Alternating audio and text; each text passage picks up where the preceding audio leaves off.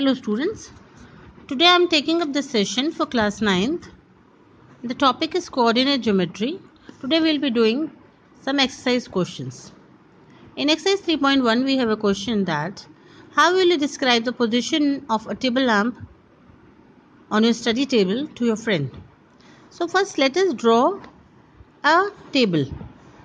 Roughly it can be in the shape of a rectangle or it can be in the shape of a square. So suppose I divide the two edges of the table in some unit divisions and my table lamp is kept here. This is the position of the table lamp. Then to describe this position I can say that from the longer edge if we go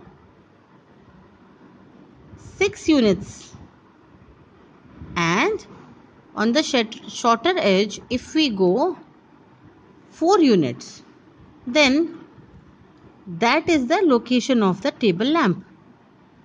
So this is the 6th unit from here, right, and the 4th unit from here. So this position is 6, 4 roughly. Somebody can say that it is towards the right edge or it is in the upper half side, but that will be little vague.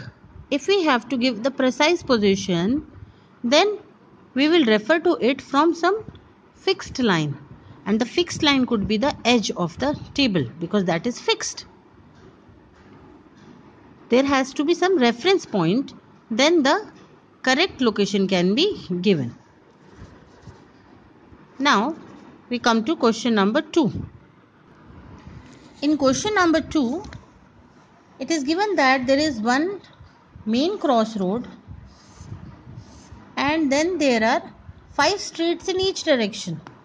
So 5 streets means like this, 5 streets here. This is the main crossroad. We can just color it. You can use some colors to highlight them. Then there will be 5 roads here also. Similarly, there will be 1, 2, 3, 4 and 5 roads here and 5 on this side also. Right? So it will form a grid system. Right? So if we are referring to this point, this crossing as the main point or the origin from where we are starting to count, which will be considered as the 0 point, then the 3, 4 and 4, 3 are being asked. This is the first side road, second, this is the third. On this third side road, if we take the fourth side road from here, then this will be the position 3, 4. Similarly, you can go through this side also and you will get one 3, 4 here also.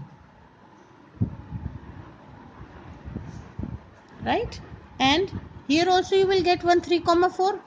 When you take the fourth road here, this will be 3, 4 and this will also be 3, 4. Because here we are not talking about any signs. Then they are asking you 4, 3. So 4, 3 will be 4th street from here and 3rd street from here. So this will be 4, 3. Similarly, you can locate on the other sides also. So now we come to our main topic of the chapter, that is the coordinate system. So as we have studied the number line, we can consider the number line to be x-axis and we can draw a vertical line intersecting it at the center and consider it as the y-axis, and together they will form the coordinate system. Thus, this point is called the origin. We denote it by O and the name of this O is origin.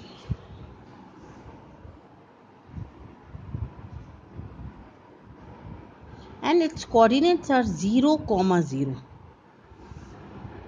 Right? I'll tell you the meaning of writing the two numbers. Let's first mark the axis. This is the x-axis, the positive side of x-axis, and this can be written as the negative side of x-axis.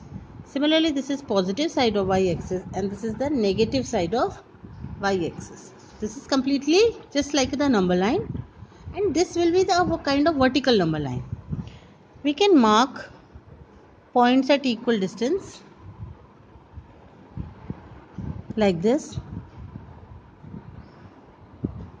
on the both the axes. I am taking one square as 1 unit, and this is why we use the graph paper, because all the units are already marked. Now axis we have understood, this is x-axis and this is y-axis, right? Now we see that these two axes are dividing the complete plane in 4 parts, right? The plane is infinite, okay, but the portion of the page which we are using for study, that only we are considering as a plane for now. Now this is divided in 4 parts. These 4 parts are called the quadrants, and this one is called the first quadrant. Similarly, this one is called the second quadrant. This is the third quadrant. We have to draw similarly, taking one big graph sheet so that you can mark everything clearly on it and all your basic concepts and terms are very clear to you. So these are the 4 quadrants, 1, 2, 3 and 4, right? So it goes like this, anti-clockwise. Now after marking the quadrants, we will see the signs. These are the positive side of the number line. You already know that this is the positive side and this is the negative side of the number line. Similarly, we have for the y-axis. This is the positive side of y-axis, the top one. And this is the negative side of the y-axis, the bottom one. Right? So mark this. So because of this, what we see that first quadrant, if we locate any point, x is also positive and y is also positive. So the sign in the first quadrant is positive, positive. Right? And sign in the second quadrant, x is negative and y is positive. So that becomes positive, negative. In third quadrant, we see x is also negative. If any point lies here, x will also be negative for it. And y is also negative. So this is the negative, negative quadrant.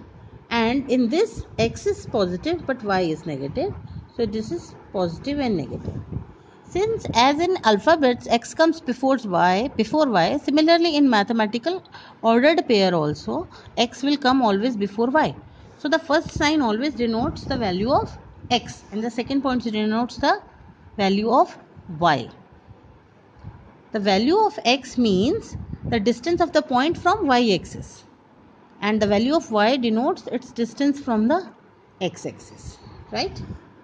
So this complete system, the part of the plane which is this part of the plane divided by the axis like this and divided into the 4 quadrants, this is called the Cartesian system, and this system was given by René Descartes. Now let us come to some questions. If we have to locate a point in a quadrant system, then how do we do it? Now suppose I have a point 2, 2, then how to locate that point? For that, what I have to do is, when the point is 2, 2, now to locate points, you can take another graph paper and don't label it this much, just draw this axis and then start marking some points on it. Now we have to mark 2, 2, that means x value is also 2 and y value is also 2. So let's follow this line. X value 2 means this point and y value 2 means this point. So 2 means I go up like this and from here I go like this.